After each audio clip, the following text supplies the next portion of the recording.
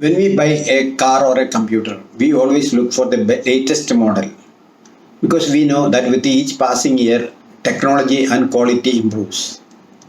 In India, for instance, we always look for the foreign models, especially models made in Europe or America or Japan, Singapore, and so on, because we know they are better than they maintain better quality than we do. In contrast, when it comes to popular philosophies, ethics, morals, and so on, we cite our ancient philosophies as if they were better than present days of ways of thinking. We also always go on glorifying our culture and our ways of thinking compared to those of foreigners. Whereas in material things, other foreign things are better. Just as technology improves with each day, year, and century, our concepts of good and bad, moral and immoral evolve for the better with the passage of time. What is more, our philosophy or perspectives on life change with the new scientific discoveries and technological innovations. Thus, Kepler's theories of the heliocentric world, Darwin's theory of evolution, and other modern concepts, as well as innovations like electricity, telephone, motor vehicles, and computers, have turned our philosophies and our perspectives upside down. Totally, we have our perspectives are totally different one from what it was maybe even 200 years ago. Our ancestors thought that man is a super special case of creation. That we were created, all the other animals and everything in the world were created to cater to our needs and our importance, or whatever you call it. However, Darwin showed that we are just one of millions of animals, and we are descended from the even the lowest of animals, such as even a faggot or a insect. They are all our own brothers, sort of, or cousins, and there is no point in glorifying ourselves. That is what Darwin's theory of evolution told us. Similarly, communication and transport technologies brought people of different customs and traditions closer, and we began to learn from each other, which was not possible maybe even before the Industrial Revolution, maybe 500 years ago. So, why do we have to harken back to superstitious and bigotous philosophies of the past, or to the ancient cock and bull stories of ancient scriptures, myths, legends, and legends for our guidance in solving modern problems? Ancient philosophies and philosophers were great for those times, but that does not mean that they were infallible. Thus, most of the ancient philosophers, such as Jesus, Krishna, and Plato, endorsed slavery and other practices which we consider obnoxious now. What is more, they often contradicted themselves because they were not systematic in their way of thinking and so on. So that doesn't not in any way diminish their importance. I am not saying that they were what the ancient philosophers. They had their own value. Suppose there is a ladder, the lower rank has as much value as the top rank, because without a lower rank we cannot reach the top rank. Similarly, without Socrates or Plato or Jesus, Buddha, and so on, we cannot have the new ways of thinking. They were as important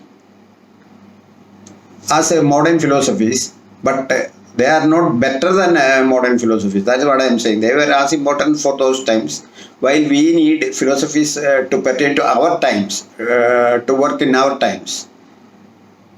That is why they were all very often contradicting themselves. Thus, in Saul and on the Sermon on the Mount, Jesus exhorts us to love one another and to turn the left cheek when smitten on the right. However, in another part of the same Gospels, Jesus says in Matthew chapter 10, 34 to 36, do not think that I have come to abolish, do not think that I have come to bring peace on earth. I did not come to bring peace, but a sword. I have come to turn a man against his father, a daughter against her mother, a daughter-in-law against her mother-in-law. A man's enemies will be members of his own household. That Jesus says in one part, love your enemies, live peacefully, and so on. In another, he says, I have come to bring war on the earth. Similarly, in the Old Testament, we see patriarchal characters like Moses, David, and Joshua engaging in violence, genocide, infanticide, fornication, slavery, and whatever we think, so many things that we can consider very, very criminal now. When this is pointed out, intrepid Christians counter this, saying that it is all in the Old Testament only, and that in the New Testament, Jesus rejected all these violence in the Old Testament. But this is not so. This blind loyalty to Jesus and his parasitical priests is totally unwarranted, in fact. In Matthew chapter 5:17, Jesus says, do not think that I have come to abolish the law or the prophets. I have not come to abolish them, but to fulfill them. This means that Jesus endorsed slavery, genocide, fornication, infanticide, and other evils which are glorified in the Old Testament. Because in those days, people were tribalistic in their thinking, and they had separate laws for themselves and another set of laws for those who are outside it. And those outside the tribe were considered as animals and no better. So they could kill them as they please. So we see in book of Numbers 31 as well as in book of Joshua, the Israelis go and kill everybody they meet, all of the enemies. But for themselves, the laws were different. They had to behave very well with their own kind, their own tribal people, their own communities. Similarly, in the Bhagavad Gita, Krishna talks high philosophies such as Karma Yoga, which is that action is important, our duty is important, and the results do not matter. We have to do our duty only. That's all that is required. The results should be left to God. That is what Krishna says in the Bhagavad Gita. However, in breach of his own philosophies, he resorts to all kind of questionable tactics to win the war. He even throws morals to the wind to win the war. That he wants to win the war. So on one hand, he says the aim doesn't matter. Our duties are what matters. But on the other, he does all he can to win the war. All these great men were proponents of great morals and philosophies, but that does not mean they were infallible. Nobody is infallible, and they were no different. They were as gullible as we are, as prone to errors as we are. I do not see why we have to hark back to ancient morals and philosophies when we are far more knowledgeable than they were. We are, even a school child now, or even high school boys now know much more than what Socrates knew, or what Krishna knew, or what Jesus knew, or even what Buddha knew. Maybe in some of the social sciences they might have been better because of their experience. But even those social experiences relevant only to those times, not to our times. For the modern times, I think a high school boy would be, or a girl would be, much more knowledgeable and dependable than even Buddha or Christ. The Bible has only about 600 commandments to regulate the lives of the Jews who lived about 2500 years ago. Some of them are totally ridiculous, such as that men should not lie with men, or that a field should not be cultivated with two kinds of crops, or that clothes should not be woven with different kinds of materials. They also had laws saying that those who do not observe the Sabbath should be stoned to death. In fact, in the book of Moses, in the Old Testament, there is a instance of a man who was collecting firewood on a Sabbath day, and he was taken to Moses, and he was ordered to be stoned to death, even for a slight crime. Or even it's not a crime also. Similarly, sons and daughters who disobeyed their parents also should be also were to be stoned to death, and also those people who committed adultery. No, we don't do all that now. We are much more softer and much more amenable to reason than they were. What is more, these laws, including ridiculous ones, were immutable and not amenable to rectification and amendments with the compulsions of the changing times. So then, as times change, we have to change our laws. But that was not possible with those laws written for the Jews or for the ancient people. They were like stones. In fact, they were writing the laws on stones, tablet. One of the earliest form of written commandments was by Hammurabi, Emperor Hammurabi of, I think he was in Babylon. He wrote laws on stone tablets. Obviously, those tablets lasted for hundreds or even thousands of years, and the laws written on them or inscribed on them also remained the same. There was no possibility of change. Those times, things also did not change so fast as they do now. Life and lifestyles and everything remained stagnant. But in contrast, we now have hundreds of thousands of laws and enactments. They had hardly 600 laws in Hammurabi's law, as well as in the biblical times.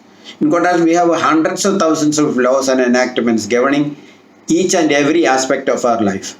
Thus, we have traffic laws, cyber laws, banking laws, environmental laws, and a whole of other laws as well as directives on how to take cognizance of infringement of these laws and how to try them in a court of justice. There, ancients did not have courts of justice, and they settled their differences by war or by violence. And especially people, your own people stood with you irrespective of what we did were right or wrong. And they opposed enemies irrespective of what they did was right or wrong. Now the rights and wrong did not matter. Only blood relationship mattered to them. They always worked on the principle that those who are not with us are against us. What is even more significant is the fact that our laws are not immutable. Now we have laws, so many millions or probably hundreds of thousands of laws, and these are not immutable. Instead, our laws are amended to suit changing circumstances.